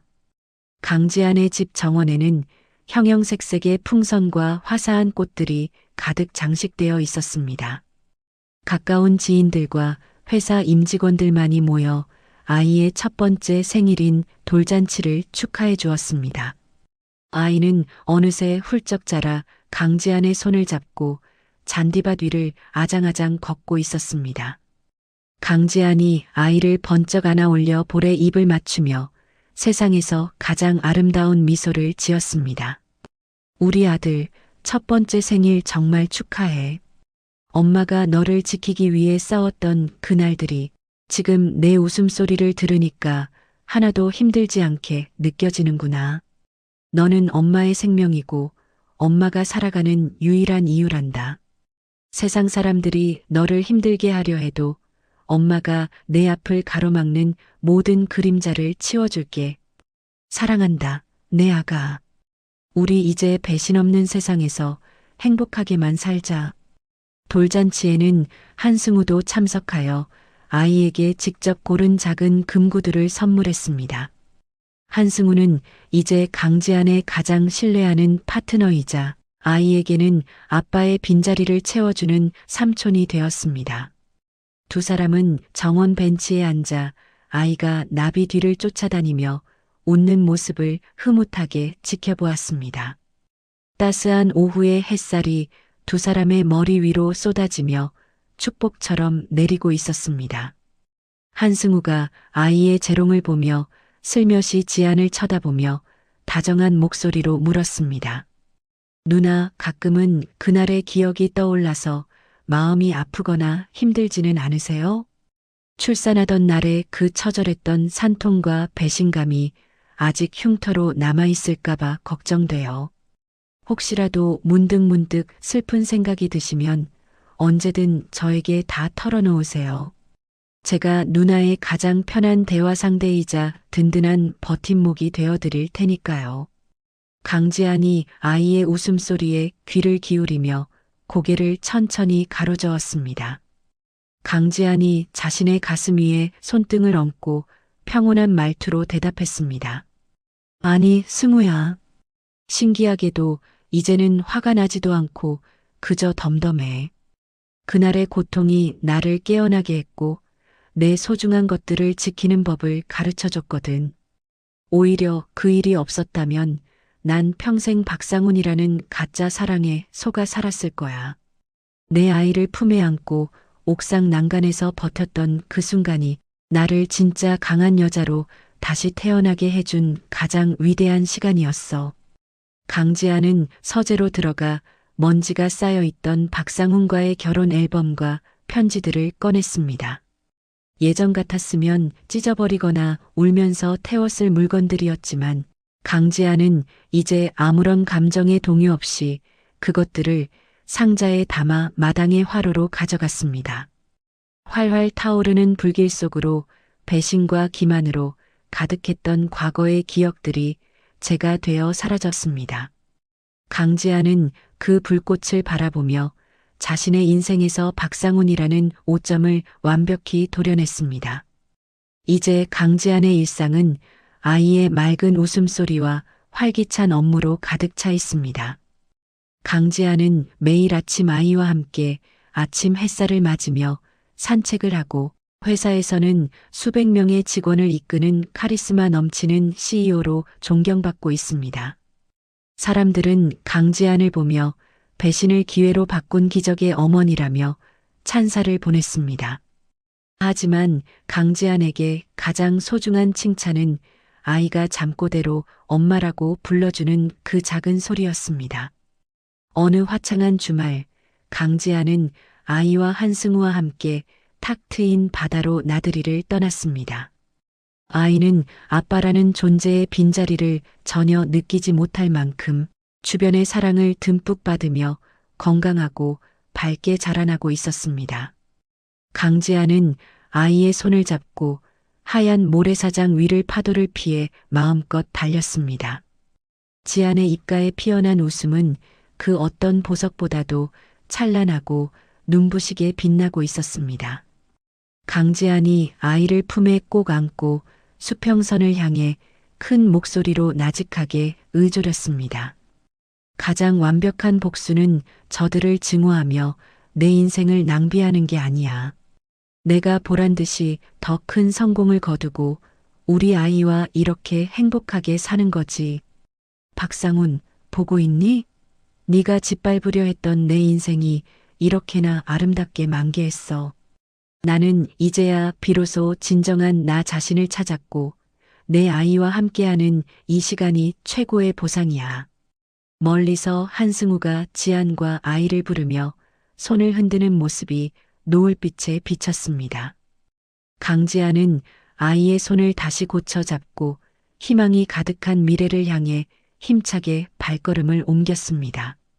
출산의 날 느꼈던 처절한 고통은 이제 지안의 가슴에 훈장처럼 남아 그녀를 더욱 빛나고 위대한 어머니로 살아가게 하는 영원한 힘이 되었습니다. 강지안의 당당한 뒷모습 위로 황금빛 태양이 쏟아지며 한 여자의 장엄한 복수극은 찬란한 해피엔딩으로 마무리되었습니다. 배신은 뼈아프지만 그것을 딛고 일어선 지안 씨의 용기에 아낌없는 박수를 보내고 싶습니다. 가장 소중한 아이를 지키기 위해 독해질 수밖에 없었던 한 어머니의 처절한 사투가 가슴을 뭉클하게 만듭니다. 남을 무너뜨리려던 악행은 결국 자신에게 더 큰 칼날이 되어 돌아온다는 진실을 우리는 이번 이야기를 통해 다시금 확인했습니다. 혹시 지금 힘든 시간을 보내고 계신 분이 있다면 지안 씨처럼 당당하게 일어서시길 똑순이가 진심으로 응원하겠습니다.